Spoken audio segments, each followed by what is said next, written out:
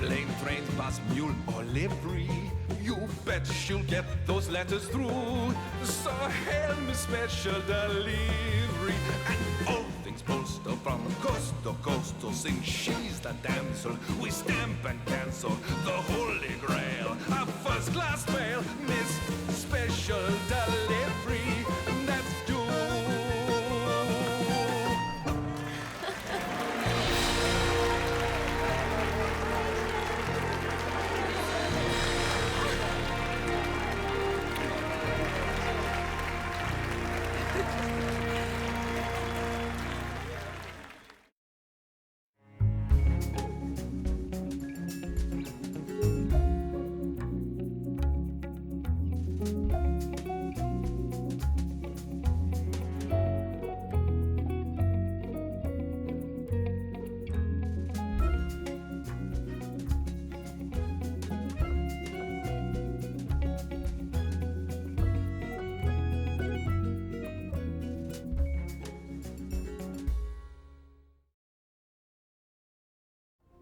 Previously unsigned, sealed, delivered. Are you actually writing your will? No.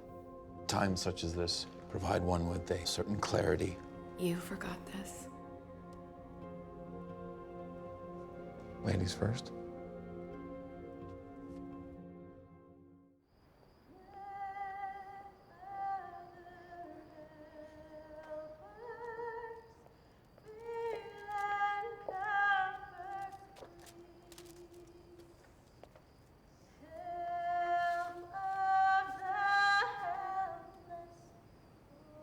I love you, my sweet boy.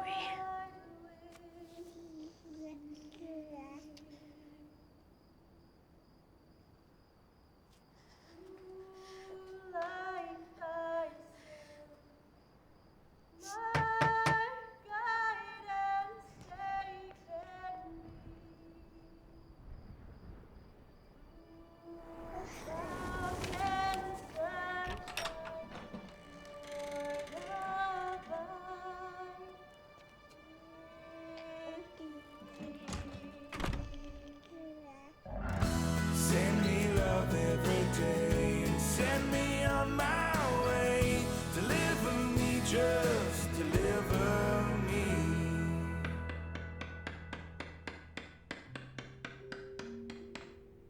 Oh, that's a beautiful sign, Miss McInerney. No idea how much artistic ability you have. Oh, well, thank you. I was an art history major in college with a minor in philosophy. Philosophy, really? Yes, really. May surprise you, Oliver O'Toole, but I have a wealth of life history, not a detail of which you asked me about when we were locked in a bank vault for 4 hours last Friday. Yes. Well, I had a lot on my mind. I suppose we both did. Hurry, she's coming.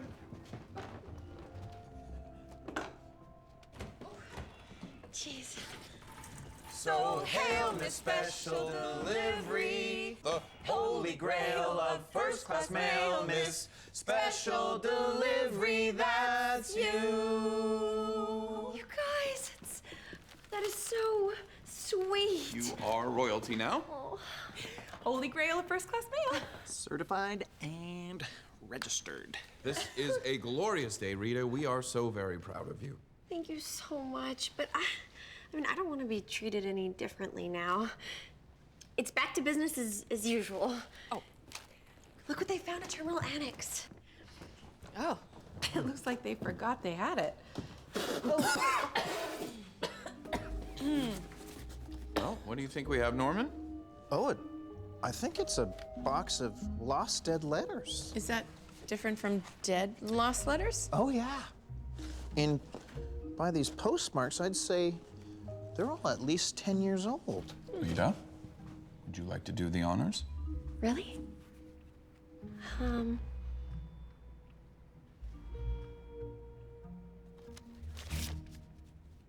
you. Oh, we have two envelopes stuck together by something unpleasant.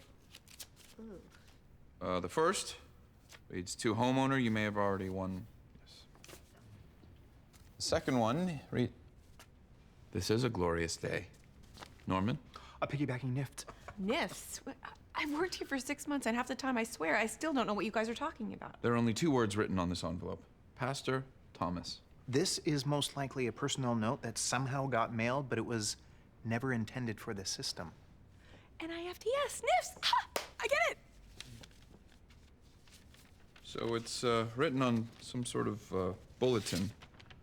Job counseling, prenatal class, food and clothing distribution. Appears to be a shelter of some sort, perhaps a women's shelter. I'll run a check for a Pastor Thomas, cross-referencing shelters.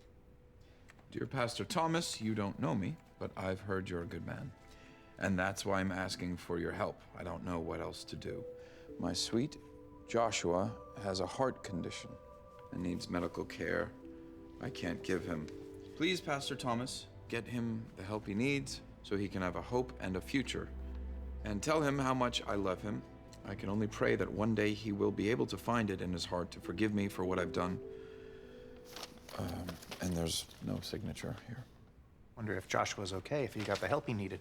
Whoever wrote this makes mention of a hope and a future. I believe that's reference to a scripture. For I know I have plans for you, declares the Lord. Plans to prosper you, not harm you, to give you a hope and a future. Jeremiah 29:11. Okay, I have a few possibilities here. There's one for a Hope Center, but it closed down about 10 years ago. Oliver, what was the last part of that scripture again? Plans to give you a hope and a future. Look, you see that? It's the verse etched onto a plaque at the Hope Center Women's Shelter run by a Pastor William Thomas of All Saints and Angels Church. I bet that was it. So based upon those postmarks, Joshua's got to be at least 10 years old now. Must have been hard for her to leave him there. Well, maybe she came back. I wonder where he is now. Maybe he was adopted?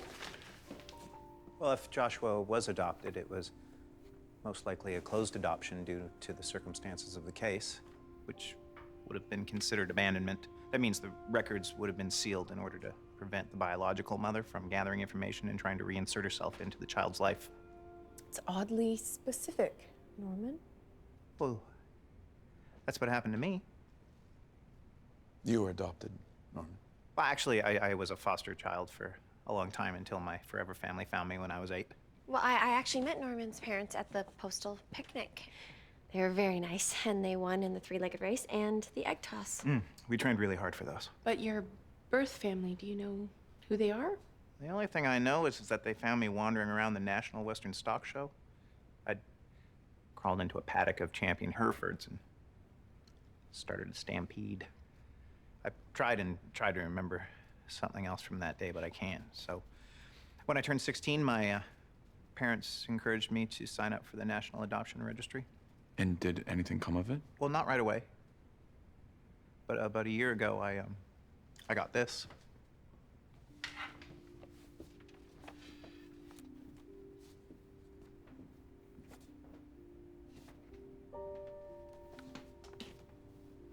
Norman, you haven't opened this. Oh, yeah. It's just, I have been, You weren't ready. That's okay. thought I was. But then when I got this, I started to wonder if maybe whoever's in there, maybe they still don't want me. Norman, whoever is in there did respond to you. That's encouraging. It's very encouraging. It's okay. You will open it when you're ready.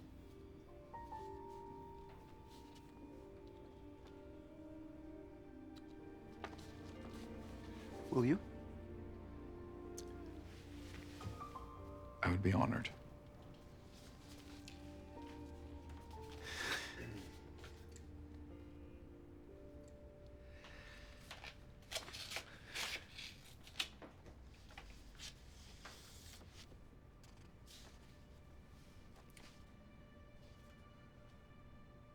Well, Norman, it appears you have a grandmother, and she would very much like to meet you. See?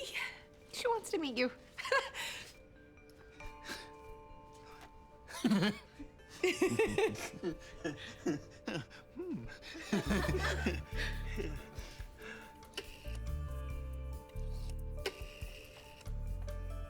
Yes?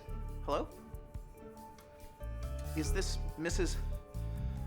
Artis Parker Pennington Payne?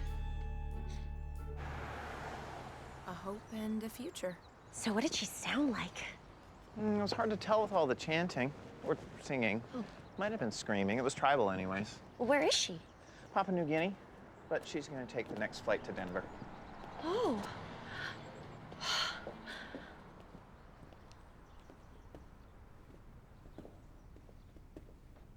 Hi there. Trying to find a Pastor William Thomas. We're from the U.S. Post Office. We just wanted to talk to him about a letter. I'm Jim Thomas. My dad passed away 15 years ago. Oh, I'm sorry. How can I help you? Well, we tracked a wayward letter to this church. Did your father ever happen to mention an infant named Joshua who might have been left here? You know, I was there. I was the one who found him. See, I was about 6 years old, so that would make it 32 years ago. We heard that Child Services got his heart issues addressed and that he wound up at a local adoption agency, but nothing after that. Do you happen to remember the name of the adoption agency? I might have their card back in the office. Great. Right this way.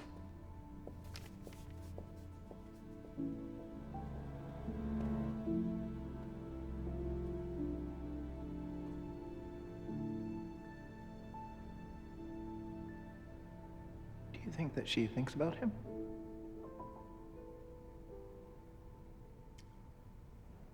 Yes, Norman. I believe she thinks about him. Every day. Yeah. I think he thinks about her every day, too. Miss McInerney, we need a happy ending here. I know. So the lawyer for the adoption agency is going to contact Joshua, giving him our number. After that, it's up to him. Yeah.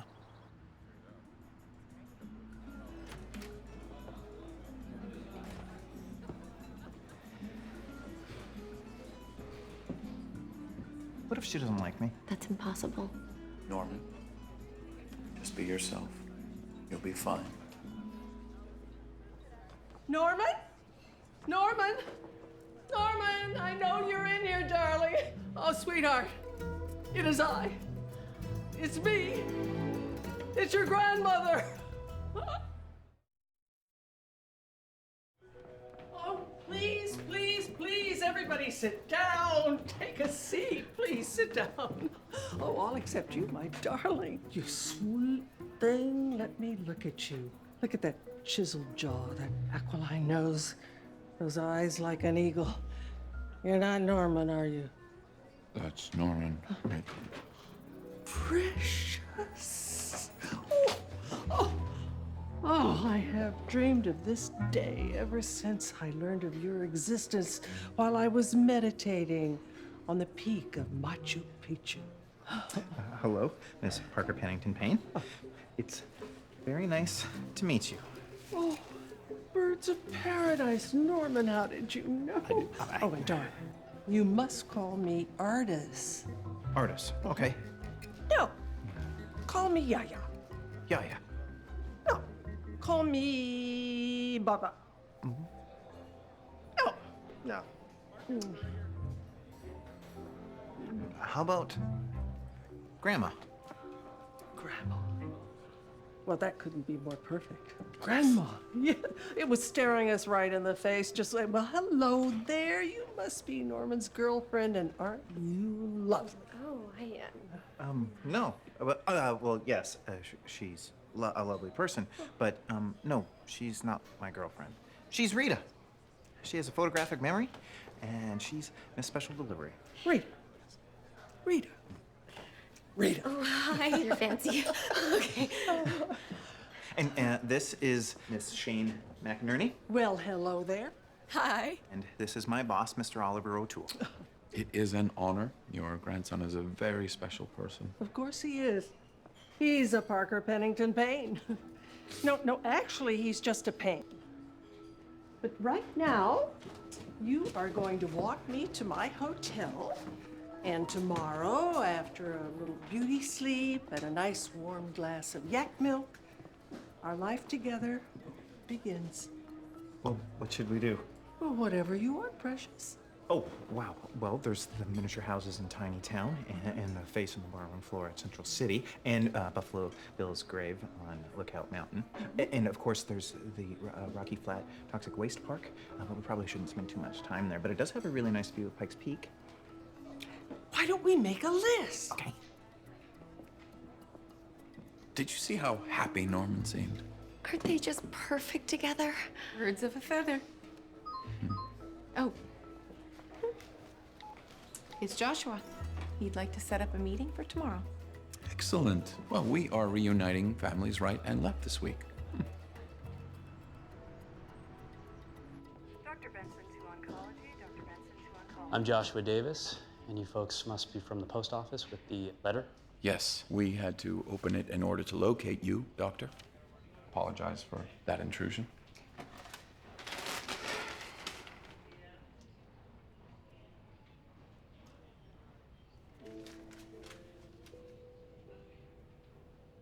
I appreciate you stopping by, but that letter means nothing. I have a mother, the one who loved me, not the one that threw me away. Now, if you'll excuse me, I have surgery at 10.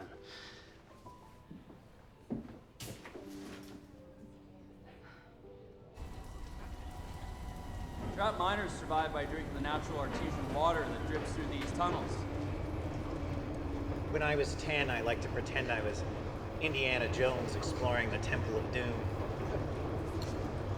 One time, I got stuck in old man Morgan's cellar down the street.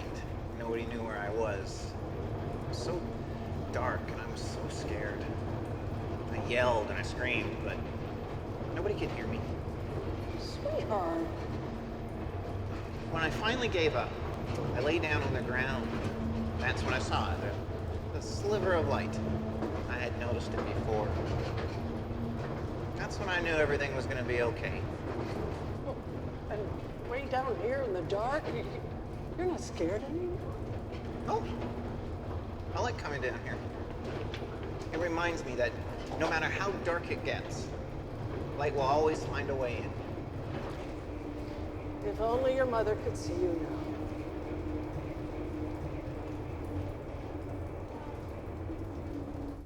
Rita, do you know where there's a pair of tweezers? I can't seem to find mine. Oh, I think Norman has a pair on his desk. Wait, why do you need tweezers? Oh, long story. Long sliver.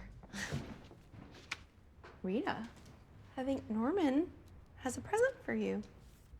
Really? You should open it. He probably just forgot. Forgot what? To give it to you. Rita, did Oliver say when he might be back from his meeting? Oh, it's gonna be a while. They want to restripe the parking lot. Rumor has it, they're going diagonal.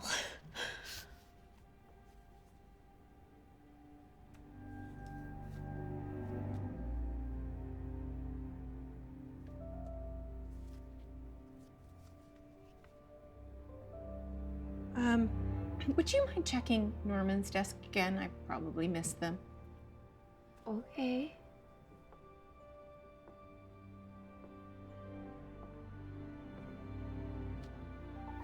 So are you gonna open it? You know what? If Norman wanted me to open it, he would have given it to me himself. He'll share it with me when he's ready. Right. Oh. Oliver, how did the parking debates go? They are spirited, but civil. Everyone seems to be respecting each other's space. Oh, funny space.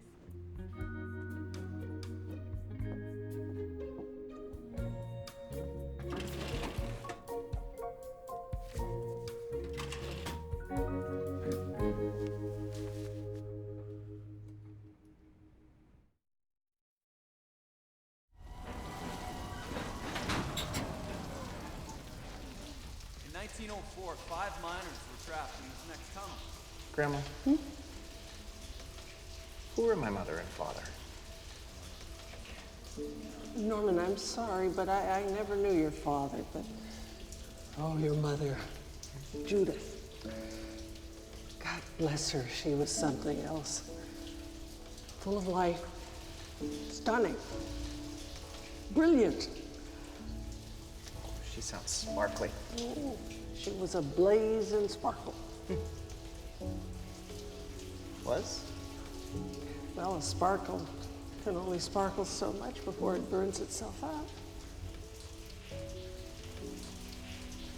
I mean, you still sparkle. And so do you, precious. But with your mother, it was different. In spite of all her radiance, there was a restlessness about her. Something bad happened to her, didn't it? A few years ago. I blame myself. If only I'd been around more, if only I'd seen the path that she was on.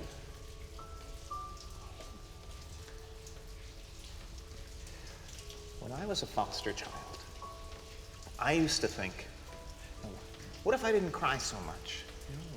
What if I was smarter or cuter? Or what if I hadn't started that stampede at the rodeo? But then, one of my foster dads said to me, he said, "You're a good boy, Norman. The choices your mother made were about her, not you." And that's when I knew there wasn't anything I could have done. The only person who could have helped my mom was, well, my mom. Norman, you are very smart. And you're very cute. And I'm only sorry that we've lost all these years together, but I want you to know that the moment I knew and found out that I have a grandson, I never stopped searching for you. Thank you.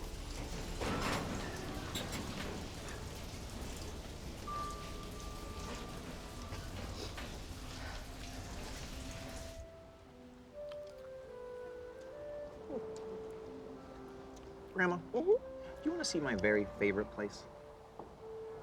I'll bet it has something to do with that lovely Rita. Yeah. My favorite place is my desk in the DLO. It's right across from Rita's. She seems very special. Well, she has more courage than anyone I know. She won the Colorado Miss Special Delivery pageant. And if she wins the Nationals, she'll get to travel the world. The whole world. I'm sure you'll miss her if that happens. Norman, you should tell her. Life is too short to leave anything important unsaid. You'll regret it the rest of your life. Darling, why did you suddenly decide to meet me? Well, we're working on a case that reminded me of, well, me. We found a letter for a baby. Well, it's for a baby from a lady. Well, at least I hope it's a lady.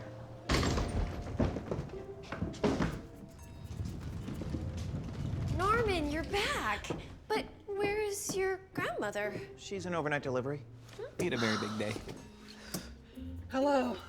Oh my gosh, Mrs. Parker Pennington Payne, what happened? I think it was the absence of air in that last cave we were in. Well, let me get you some water. Oh, thank you. Well, you are so lovely. I'll bet you never hear that enough, huh? Oh, well, a girl never really can. Here you go. Thank you. You're welcome.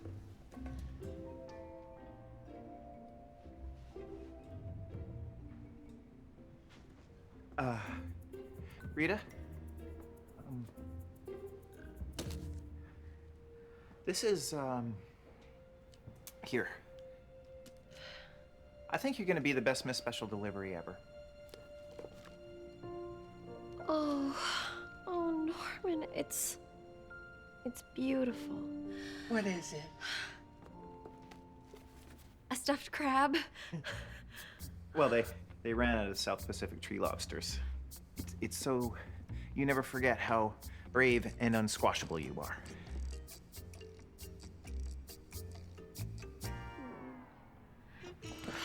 Norman, thank you. It's perfect.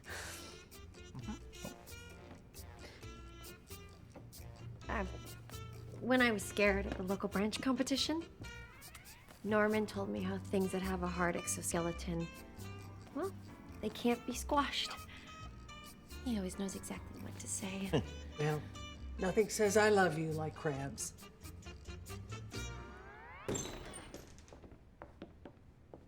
Oh, Mrs. Parker Pennington Payne, are you going somewhere? Darling, if you're not going somewhere, you're going nowhere. So what was Joshua like? How did it go with the letter? He was a bit, understandably overwhelmed. Wasn't quite sure how to react. But he wants to find her, right? No. Not really, Norman. I'm sorry. I know this case was important to you. And, it sets your mind at ease. He is successful. He's a doctor. Really? He's a cardiothoracic fellow at Denver Mercy. So he had a heart condition, and now he's a surgeon that fixes other people's hearts. That's cool. Oh, I've seen his face before. He coaches the girls' soccer team that won the state championship last year. I saw his picture in the high school sports gazette. The article was When Cheerleaders Attack. Rita, that is very impressive. She remembers everything. That's wonderful. Rita, are you sure that you're, Yeah, right there, that's him. But that's not Joshua. That's Matt Jacobs? They're twins? Excuse me, could you all just move aside? Hang on. Oh my goodness. He's cute. And there are two of him. You know, Joshua didn't want to meet his mother, but... Oh, well, maybe he'd want to meet his brother. Wouldn't that be something? Matt Jacobs, 1013 Prospect Drive, Wheat Ridge. Hold on. We must thoughtfully weigh how Matt may react to a revelation such as this. He's a load of laughs, isn't he?